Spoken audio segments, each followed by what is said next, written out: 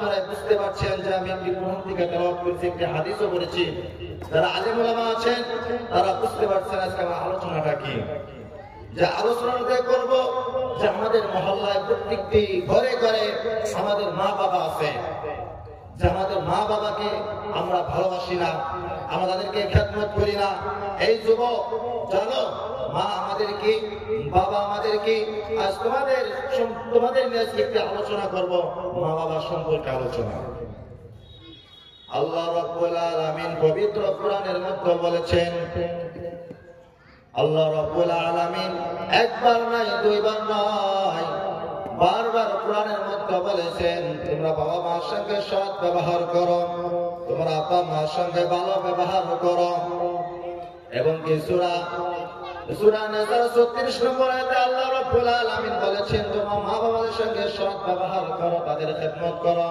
আল্লাহ রাব্বুল আলামিন আর সূরা বনী ইসরাঈল 23 নম্বর আয়াতে বলেছেন ওয়া ক্বাদা রাব্বুকা আল্লা তা'বুদু ইল্লা ইয়্যাহু ওয়া বিল ওয়ালিদাইনি ইহসানা।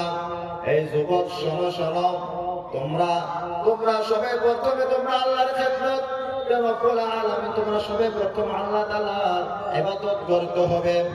যে তোমাদের পূর্ব বলেছেন তোমরা আল্লাহ তাআলার ইবাদত করো, আল্লাহকে ছাড়া কাউকে সিজদা করা যাবে না। তাহলে আমরা বুঝতে পারলাম একমাত্র আমাদের হলো আল্লাহ, আল্লাহ তাআলাকে ছাড়া কাউকে সিজদা করা যাবে না, আল্লাহ তাআলাকে ছাড়া কাউকে কোনো পীরকে সিজদা করা যাবে না, কোনো মাজারকে সিজদা করা যাবে না। আমরা একজনকে সিজদা করতে নিকে আল্লাহ।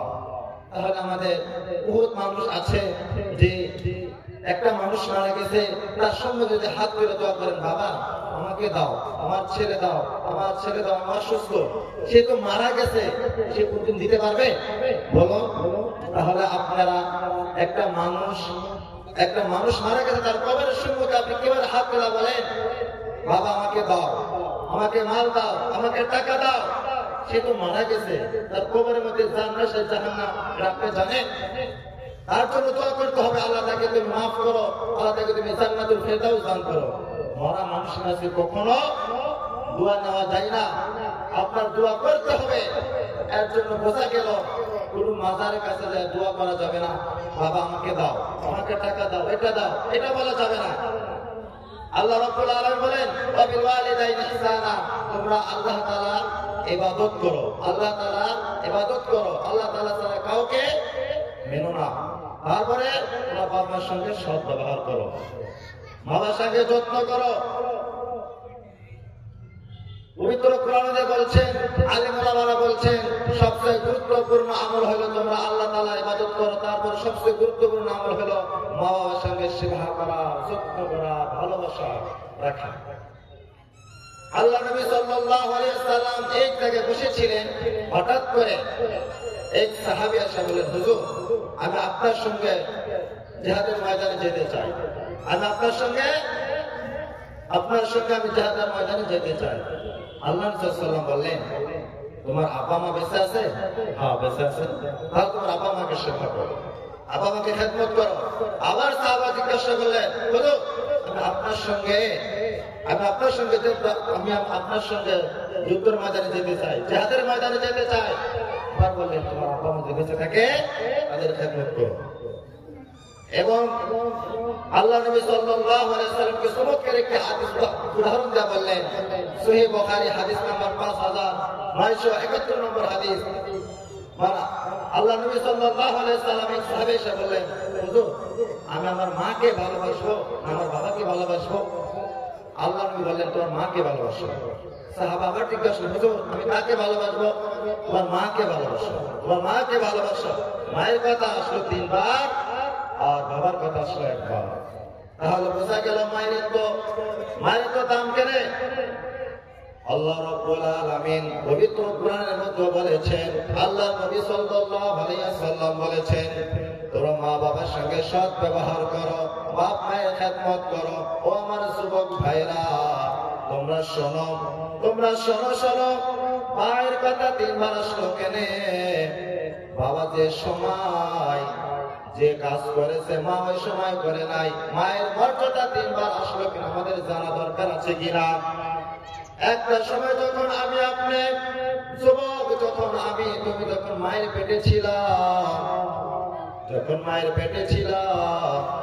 মায়ের পেট আস্তে আস্তে বড় হয়ে যায়, মায়ের খুবই কষ্ট করে। আমি যখন মায়ের 1 মাস 2 মাস 15 দিন আর সময় আছে আমি দুনিয়াতে আসব, আমার বাবা, আমার মা, আমার বোন একসঙ্গে খাবার খাইতো। হঠাৎ করে মা যখন প্লেটের মতো খাবার নিয়ে মুখের মতো তুললেন, এই যুবক যখন তুমি মায়ের পেটে এত জোরে একটি লাথি মারলাম, মা খাবার খাইতে পারলো না। মা সঙ্গে সঙ্গে দয়া বিছানায় শুয়ে পড়লেন। আমার বোন খাবার খাইলেন, আমার বাবা খাবার খাইলেন, আমার ভাই খাবার খাইলেন, কিন্তু আমার মা, তোমার মা খাবার খাইতে পারলেন না। এই পেটের যন্ত্রণা, এই পেটের কষ্ট। এই যুবক, তাহলে তোমরা মাকে কষ্ট দাও কেন? জানো তুমি যখন মা ঠিক মতো খাবার খাইতে পারে না, আমার পাশে, আমার মায়ের পাশে বাবা ঘুমিয়ে যা, রাত্রে পেটের ব্যথা মা কান্না করে, আমার জন্য তোমার জন্য মা কান্না করে। রাত্রে যখন 12টার পর মায়ের পেটে ঠাস করে লাথি মেরে দিলাম, মা চিৎকার করে কান্না করলেন। এই কান্না কোনো বাবাকে বললেন না, কোনো ভাইকে বললেন না, মা সারা রাত কান্না করে। সেটা হলো মা। 1 নাম্বার। 2 নাম্বার হলো মায়ের কোথায় কষ্ট করলেন, মায়ের মর্যাদা কোথেকে আসলো? এই যুবক, মারা দিদির যুবকরা তোমরা শুনে রাখো, রাস্তায় আসো, বাড়িতে আসো, আমার ভাইটা তোমরা মনোযোগ দিয়ে শোনো। আজ থেকে তোমার মাকে খেদমত করতে মন যাবে। আমার মা, তোমার মা, আমি যখন পেটে ছিলাম, যখন দুনিয়ায় আসতাম, মায়ের কলিজার মতো লাথি দিয়ে আমি দুনিয়ার মতো আসতাম। মা চিৎকার করে বলতো। যখন আমার মা হসপিটালে, বেলডাঙ্গা কলকাতা, তখন বহরমপুর, আমার মা যখন হসপিটালে লাশের মতন পড়ে থাকে, যখন ডাক্তারে বলে আপনার মেয়েকে বাঁচানো যাবে না, আপনার মেয়েকে বাঁচানো যাবে না, 2 জনকে 1 জনকে বাঁচাইতে হবে, না আপনার মেয়েকে বাঁচাইতে হবে, না আপনার ছোট বাচ্চাকে বাঁচাইতে হবে। আমার বাবা, আমার মা সবাই বললেন তোমরা ছোট বাচ্চাকে মেরে ফেলো, আমার মেয়েকে জিন্দা রাখো। হঠাৎ করে আওয়াজটা, মার কানে আওয়াজটা চলে যান। মা যখন শুনতে পারে, এ ডাক্তার বাবু আপনি কি বললেন? ডাক্তার বলল, দুনিয়ার মধ্যে তুমি বাঁচবা না, তোমার ছেলে বাঁচবে। জানো যুবক, ওই সময় তোমার মা, আমার মা কি বলছে শোনো। তোমার মা ডাক্তারকে বলো, আমি দুনিয়ার আলো দেখেছি, বাতাস দেখেছি, খাবার খেয়েছি, কিন্তু আমার মাসুম বাচ্চা সেই দুনিয়ার আলো দেখতে পারে নাই। আমাকে তুমি মেরে ফেলো, কিন্তু আমার বাচ্চাকে দুনিয়ার মধ্যে জিন্দা করে দাও। সেটা হলো মা। এই মাকে যুবকরা কষ্ট দেয়। যুবক, তুমি আফসোস করো, মা কত কষ্ট করেছেন। আবার 3 নম্বর মা কষ্ট করলে জানে, যখন আমার মা, তোমার মা, যখন আমি ছোট ছিলাম, রাত্রে ঘুমিয়ে গিয়েছিলাম, আমার বাবা ঘুমিয়ে গেছে, আমার ভাই ঘুমিয়ে গেছে, হঠাৎ করে রাতে 12টার পর মায়ের ঘরের মধ্যে আমি যখন আমার জায়গায় প্রস্রাব করে দিলাম, পায়খানা করে দিলাম, জায়গাটা নোংরা হয়ে গেল। আবার মা, তোমার মা, আমার মা আবার এখান থেকে সুন্দর করে আমার নতুন কাপড় করে দিল, আবার প্রস্রাব করে দিলাম, আবার পায়খানা করে দিলাম। ওই জায়গাটা মা শুয়া পড়লো, আর মায়ের জায়গায় আমাকে রাখলো, সেটা হলো মা। ওই জায়গায় যখন প্রস্রাব করে দিলাম, 2টা জায়গা নোংরা হয়ে গেল। যখন মা এই কলিজার মতো, বুকের মতো সারা রাত কাটিয়ে দিতে, এই যুবক ভাইরা কিভাবে তোমরা মাকে কষ্ট দাও? যে মা তোমার জন্য সারা রাত কান্না করছে, সারা রাত চেতন থাকছে তোমাকে লালন পালন করার জন্য। যুবক যখন বড় হয়ে যায়, মাকে কষ্ট দেয়, বাবাকে কষ্ট দেয়। জানো না মায়ের মর্যাদা 3 বার আসলো, এর জন্য বোঝা গেল পুরুষ মহিলা অধিকার সমান না। বুঝতে পারলাম মায়ের বাবার অধিকার সমান নয়। মায়ের অধিকার সমান নয়, বাবার অধিকার সমান নয়, পার্থক্য আছে। বাবা কত কষ্ট করছেন জানো? এই শীতের সময় আমি যখন বাবাকে বলতাম, বাবা আমাকে একটি জ্যাকেট কিনা দাও, আমার বাবা রাস্তায় ভ্যান চালাইতো, রিক্সা চালাইতো, সেই দুপুরে খাবার খাইতো না, কত কষ্ট করে তোমার জন্য একটি কাপড় কিনা আনে আসতো, মাথার গাম পায়ে ফেলতো, এটা তোমার বাবা। ওই বাবাকে কষ্ট দাও যুবক ভাইরা।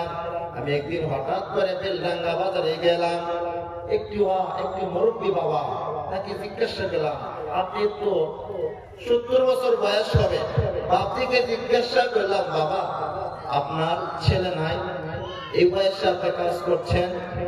সেই বলল, বাবা শুনবা, আমার 7টা ছেলে, তাহলে আপনার এই দশা কেন? বাবার সঙ্গে সঙ্গে চোখের পানি ফেলে দিল। আমার নিজে প্রমাণ। তখন আমি বলছি, আপনার ছেলেরা কি করে? বললেন, আমার ছেলে সৌদি খাটে, বেঙ্গল খাটে, কলকাতায় খাটে, এবং কি মোবাইলের কাজ করে, ভালো ঠিকাদার, ভালো তারা, কিন্তু তাদের বইয়ের বুদ্ধি শুনে আমাকে ভাত দেয় না। এই যুবক, আমাদের এই মহাদিকের মধ্যে এরকম যুবকরা আছে, বহুত আমার মুরব্বীরা নালিশ করে, আমি এত কষ্ট করে মা বাবাকে কষ্ট করে এত সুন্দর করে লালন পালন করে আমি ছেলেকে মানুষ করলাম। যুবক, মাকে কষ্ট দাও, কেন কষ্ট দাও? তুমি তো একদিন বাবা হবা, তুমি একদিন মা হো, তুমি একদিন বাবা হবা, একদিন আমাদের ছেলে হবে, একদিন আমাদের মেয়ে হবে, আর আমাকে কষ্ট দিবে। হঠাৎ করে মা কি জানেন? আপনি যখন আমার চোখে দেখা, একদিন রিজনগর যেতেছিলাম, হঠাৎ করে অ্যাক্সিডেন্ট হয়ে গেল, তার মা তার ছোট বাচ্চাকে নিজে খাম হয়ে গেল, ছোট বাচ্চা তো সুন্দর করে তাকে সেভ করলেন, মা খাম হয়ে গেল, বাবা খাম হয়ে গেল, কিন্তু ছোট বাচ্চা কিছু হইল না আমাদের সম্মুখে। তাহলে মা নিজে মারা যাবে, মা নিজে পানিতে ঝাঁপ দিবে, আগুনে ঝাঁপ দিবে, কিন্তু তোমার মা, আমার মা তোমাকে কষ্ট দেবে না। যুবক, মাকে কষ্ট দাও, মাকে কষ্ট দিও না। জানো, আমার নবী, তোমার নবী এদিন ছিলেন, আমার নবী যখন একদিন আসরের পরে একদিন মাঠে খেলাধুলা করতেন, হঠাৎ করে সবার বাবা আসতো, সবার বাবাকে এসে কপালের মধ্যে চুমা খেয়ে তাদেরকে বাড়িতে নিয়ে যেত। কিন্তু সব ছেলেদের বাবা আসে, আমার নবীর বাবা আসে না। আমার নবী যখন মাগরিবের সময় হয়ে যায়, সন্ধ্যা হয়ে যায়, আমার নবী কান্না করেন। হঠাৎ করে একটি মানুষ দেখতে পারেন, মা আমিনার কাছে বলে দিলেন, মুহাম্মদ ওইদিকে কান্না করছেন। সঙ্গে সঙ্গে মা আমিনা আল্লাহ নবীর কাছে আসলে, মাসুম বাচ্চা, 6 বছরের বাচ্চা, বলল, বাবা তুমি কান্না করো কেন? তোমাকে কে কষ্ট দিচ্ছে? তোমাকে কে মেরেছে? আমাকে বলো, তোমার দাদুর কাছে বিচার জানাবো, এই বিচারটা তোমার দাদু বিচারটা করে দিবেন। আমার নবী, তোমার নবী যখন মায়ের কলিজার মধ্যে ধরে, বুকের মধ্যে ধরে আরো কান্না করে, মা আমাকে কেউ মেরে নাই, আমাকে কেউ বকে নাই, আমি দেখতে পারলাম সব ছেলেদের বাবা আসে, তাদের কোলে নিয়ে চুমা দিয়ে তাদেরকে নিয়ে গেল, আমার বাবা তো আসলো না, আমার বাবা কোথায় গেছে? মা আমিনা আরো কান্না করেন। সঙ্গে সঙ্গে মুহাম্মদ সাল্লাল্লাহু আলাইহি ওয়াসাল্লামকে আব্দুল মুতালিবের কাছে নিয়ে যান, তার দাদুর কাছে নিয়ে যান। যখন দাদুর কাছে বললেন, আপনার নাতি কান্না করছেন, তার আব্বার জন্য আমি কি বলবো? সঙ্গে সঙ্গে আবু তালিব বললেন, হে আমিনা শোনো, তুমি তাকে মদিনায় নিয়ে যাও, আমার কলিজার টুকরা ছেলে আব্দুল্লাহ, তার কবরটা দেখে নিয়ে আসো। আমার নবী মুহাম্মদ সাল্লাল্লাহু আলাইহি সাল্লাম, মা আমিনা আমার নবীকে কোলে করে নিয়ে মদিনায় নিয়ে গেলেন। যার পরে মা আমিনা বললেন, মুহাম্মদ দেখো তোমার বাবা ওইখানে শুয়ে আছে। আবার নবী আরো কান্না করেন।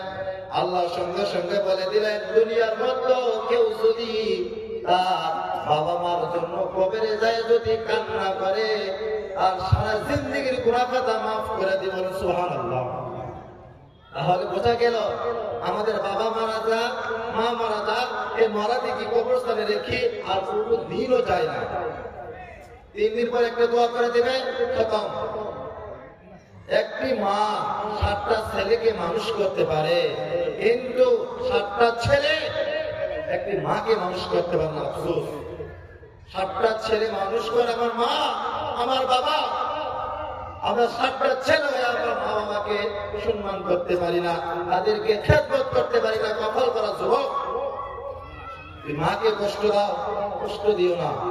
আমি যখন হঠাৎ করে একদিন বাড়িতে, আপনি যখন মুর্শিদাবাদ আসলাম, আমি যখন নামাজে গেতাম, মা আমি নামাজে গেলাম, যখন বাজারে গেতাম বললাম মা আমি বাজারে গেলাম।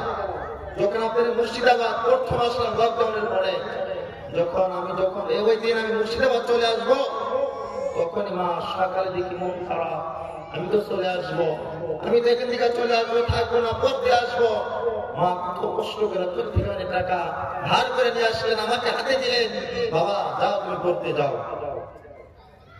এরকম করে আমি যখন মায়ে আমাকে, আমার মা, আমার বোন, আমার সবাই মিলে আমাকে পথ এগিয়ে দেয়, পিছনে তাকায়, আমার বাবা চলে গেছে, আমার ভাই চলে গেছে, বোন চলে গেছে, কিন্তু আমার মা এখনো চলে যায় না, ধীরে ধীরে আমার পিছনে পিছনে আসছে। এটা আমার মা, তোমার মা। তুমি যখন বাইরে যাও, সৌদি যাও, বেঙ্গলোর যাও, তোমার মা এবার কান্না করে দেখে, কিন্তু তোমার বোন যখন তুমি বাইরে চলে যাবে সঙ্গে সঙ্গে মোবাইল না সেই গুনার মধ্যে লিপ্ত হতে পারবে। কিন্তু আমার মা, তোমার মা যখন তুমি চলে যাবা তখন নামাজ পড়ে কান্না করবে। যুবক, মায়ের দোয়া ছাড়া তুমি বড় ঠিকাদার হইতে পারো নাই, মায়ের দোয়া ছাড়া তুমি মাস্টার হইতে পারো নাই, মায়ের দোয়া ছাড়া তুমি আলিম হইতে পারো নাই, মায়ের দোয়া ছাড়া তুমি এই গ্রামের প্রেসিডেন্ট সেক্রেটারি হইতে পারো না। তোমার মায়ের দোয়া আছে, মায়ের দোয়ার কারণে তুমি এত বড়। ওই মাকে তুমি কষ্ট দাও, এই মাকে সামনে তুমি উঠা বলে কথা করো, মাকে কষ্ট দিও না। একটি বাইজিদ মুস্তাফির ছোট্ট একটি ঘটনা, তার মা অসুস্থ ছিল, হঠাৎ করে বললেন বাবা আমার জন্য এক গ্লাস পানি নিয়ে আসো। যা ঘরে দেখে পানি নাই, সঙ্গে সঙ্গে গ্লাসটা নিয়ে রাস্তায় গেলে, রাস্তা থেকে পানি নিয়ে আসলেন, এসে দিকে মা ঘুমিয়ে গেছে। সারা রাত যখন মা ঘুমিয়ে যায়, বাইজিদ বুস্তামি সঙ্গে সঙ্গে গ্লাস নিয়ে সারা রাত দাঁড়িয়েছিলেন। কিন্তু যদি আমরা হইতাম, মা ঘুমিয়ে গেছে চলে যেতাম, কিন্তু বাইজিদ বুস্তামি চলে যায় নাই। যখন বলতো আমি যদি চলে যাই, যদি আমার মা আবার বলে আমাকে পানি দাও, আমি আল্লাহর কাছে কি হিসাব দিব? এখন যদি মাকে ডেকে দেয়, মার ঘুম ভেঙে যাবে, মা কষ্ট হবে। সঙ্গে সঙ্গে রাতে 3টার দিকে যখন মা চেতন পাইলে দেখে বাইজিদ বুস্তামি পানি নিয়ে দাঁড়িয়ে আছেন, বাইজিদ বুস্তামি, তাহলে বোঝা গেল সঙ্গে সঙ্গে মা তার ছেলেকে তুলে হাত তুলে দোয়া করলেন, একটি গ্লাস পানির ফলে বাইজিদেরই কোলে তুলে হাত তুলে মা বলে বাইজিদেরই ওলি বানাও। মায়ের দোয়া লও রে মুমিন, মায়ের দোয়া লও, মায়ের দোয়া লও রে যুবক, মায়ের দোয়া লও। বিপদে পড়বে না তুমি যখন যেতাই চাও, বিপদে পড়বে না তুমি যখন যেতাই চাও। মায়ের দোয়া লও রে যুবক, মায়ের দোয়া লও, মায়ের দোয়া লও রে ভাই, মায়ের দোয়া লও। একটি গ্লাস পানির কারণে বাইজিদ আল্লাহর ওলি হয়ে গেলেন, সুবহানাল্লাহ। একজন যুবক মাকে খেদমত করত। আর বহুত আমাদের বাড়িতে শাশুড়ি নিজের বৌমাকে দেখতে পারে না, নিজের শাশুড়ি নিজের বৌমাকে দেখতে পারে না। আমি ওই শাশুড়িকে বলতে চাই, মা তোমার কি মেয়ে নাই? তোমার মেয়েকে কি বিবাহ দাও নাই? তুমি যদি তোমার বৌমাকে কষ্ট দাও, তোমার মেয়ে অন্য বাড়িতে যাবে, তাকে কষ্ট দেবে। আর বহুত বৌমা আছে শাশুড়িকে ভালোবাসে না, শাশুড়িকে দেখতে পারে না। আমি তাকে বলি, বৌমা তোমাকে বলি, তুমি যেরকম তোমার আব্বা মাকে ভালোবাসো, ওই রকম করে তোমার শ্বশুর শাশুড়িকে ভালোবাসতে হবে, তাহলে তুমি জান্নাত পাবা। যদি তোমার উপরে যদি শ্বশুর শাশুড়ি বেজার হয়ে যায়, তোমার জন্য জান্নাত হারাম হয়ে যাবে। এর জন্য বাবা মাকে কষ্ট দেওয়া যাবে না। আমরা বহুত